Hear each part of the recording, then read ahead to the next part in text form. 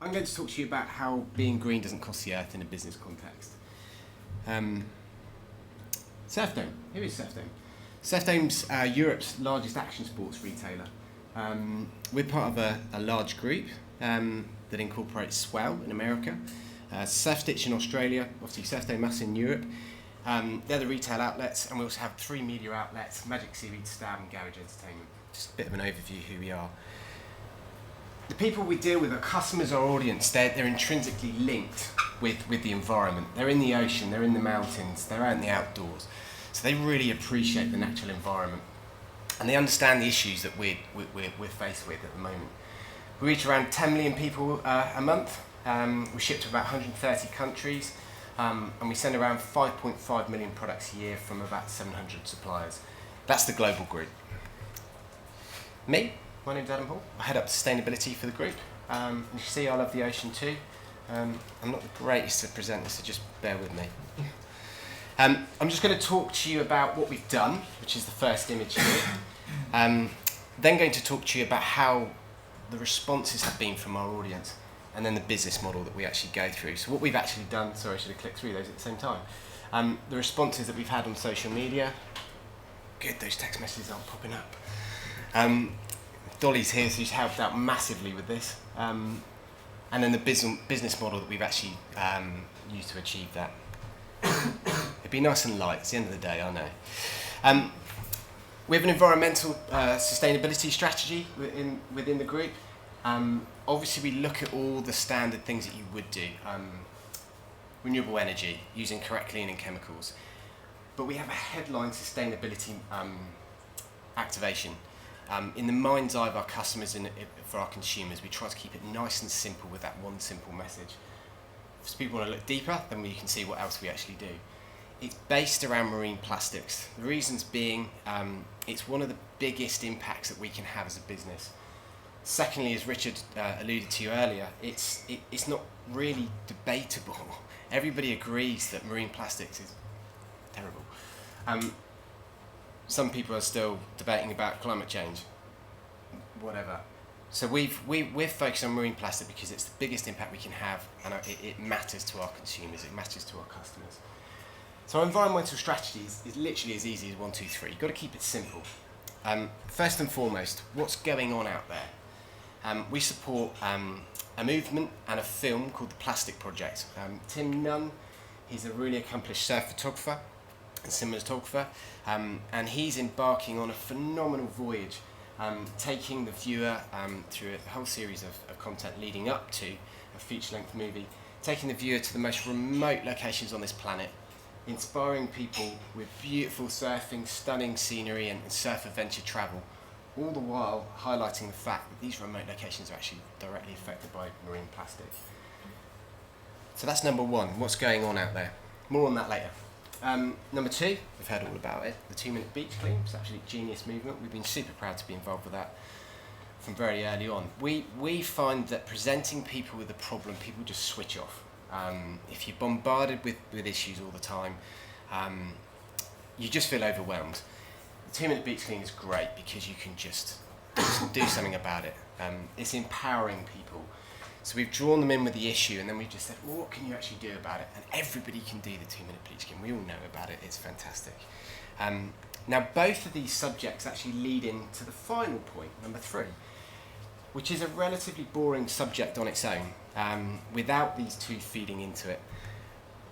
But that's essentially what are we doing as a company about marine plastic?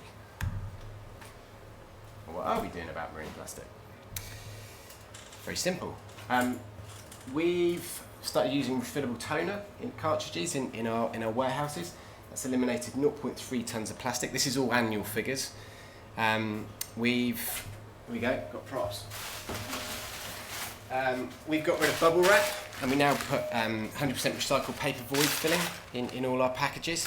That's eliminated 2.15 tonnes of plastic. We use gum tape. Sorry about this. We use gum tape on all our boxes, which is biodegradable, obviously, I don't need to explain that. And that's reduced another 1.22 tonnes of plastic. And you guessed it, we use cardboard boxes, which is eliminated a whacking 9.72 tonnes of plastic annually. As you can see, we also put the 2 Minute Beach Clean logo on there. It's a nice way of people associating that this is going to cause less damage if it arrives on a beach. We're talking about 2 Minute Beach Clean. It's not plastic. It's not ideal if it ends up on a beach, but it will biodegrade much quicker and do way less damage than plastic. Also, as a bit of a side point, it's called in the industry the final mile, the last chance to impress. From a business perspective, we can run up to the point that our customer actually gets one of these with great service, great products. But then when these lands on the doorstep, it's an acknowledgement for them that we understand their concerns about plastic pollution. And it's that last chance to impress for the consumer. I'll come on to that a little bit later on. But what does that actually add up to? Well, it's 14 tonnes of plastic in total annually, and that's just through the European operations. We are going to look at the Australian and American operations next. This is a really cool photo. You can see where we were, with the plastic bubble wrap, the poly mailing bags and the plastic sellotape, and where we are now. But what does that actually mean? It basically means we've eliminated annually 650,000 of these being in circulation, 500 millilitre plastic bottles. There's a bit of debatable research that's come out that says 32% of plastic packaging escapes into the environment. So what we've essentially done, if you base it on that research, we've eliminated 208,000 of these escaping into potentially your beach, your waterways, into the natural environment. That's what we've done, which we're pretty stoked about. But what does that mean for us as a business? What does that mean to our customers? It's a really classic quote from the founder of Patagonia: "Doing good is good for business." That's certainly the case for us. I'll set the scene.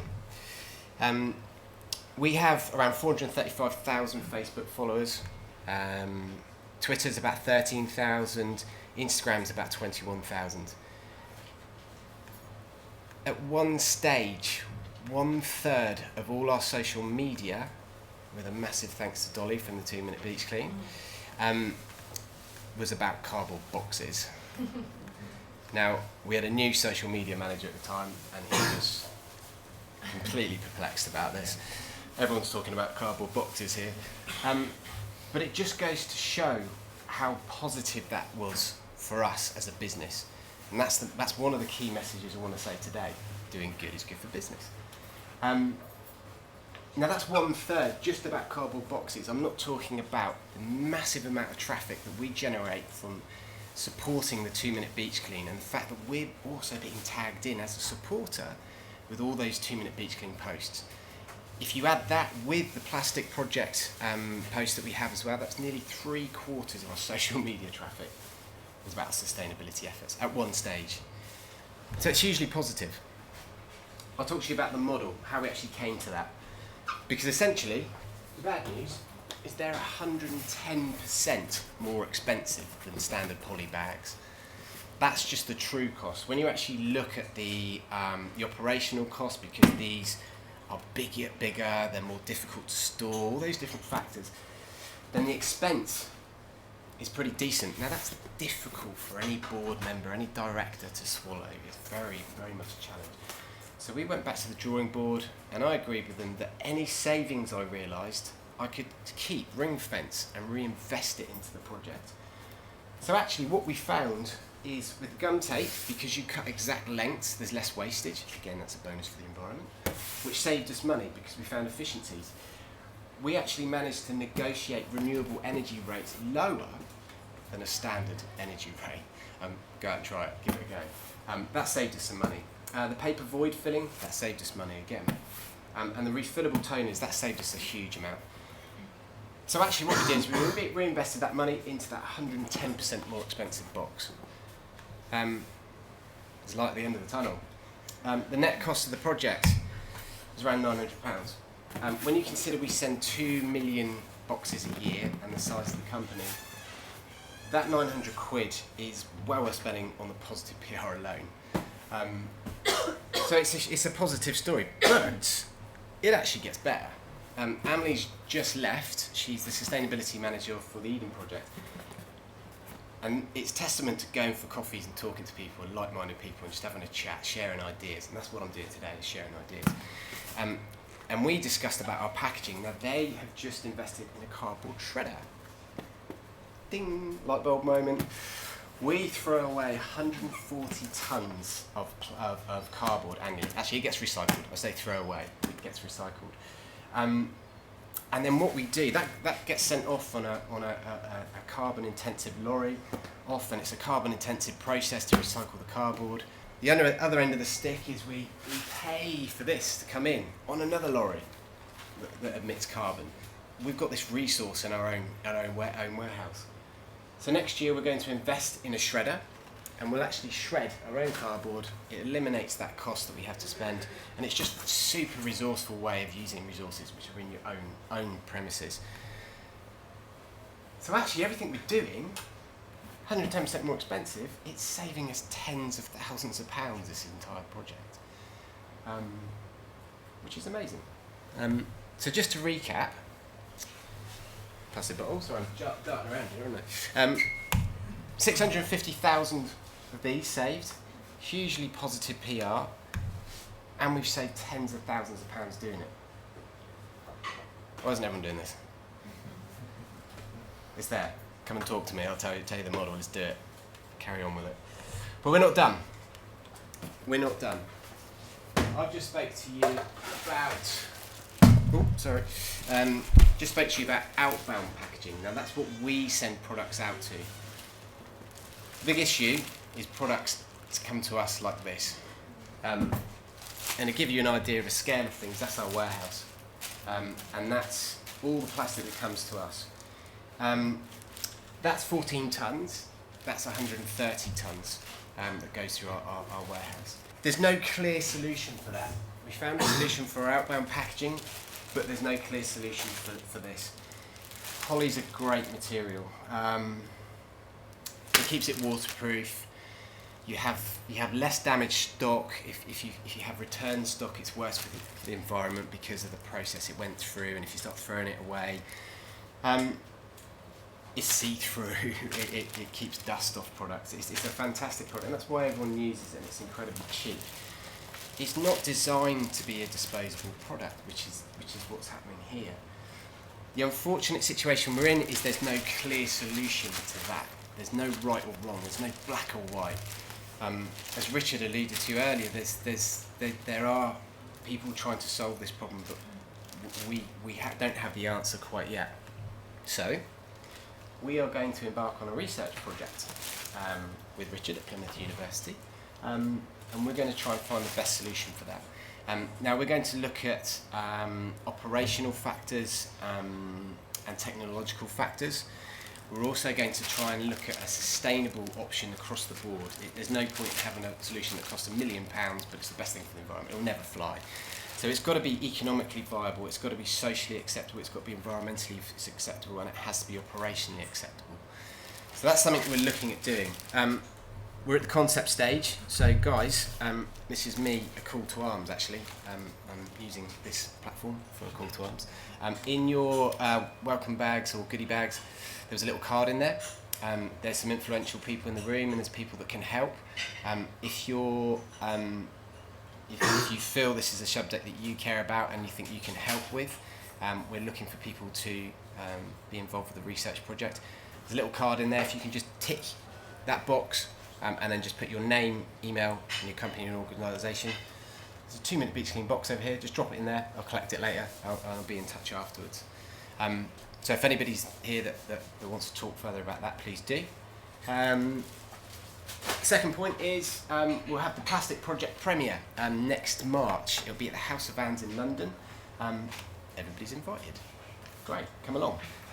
We're going to use that event as a real launching platform for the research project. We're going to invite all of industry along. Our industry, we're one of the biggest influencers in our industry, and we're going to challenge them. We're going to fill them through the booze. We're going to show them through a film to inspire them, and then we're going to challenge them to take on the findings of the research project and actually sign a manifesto to change their plastic habits.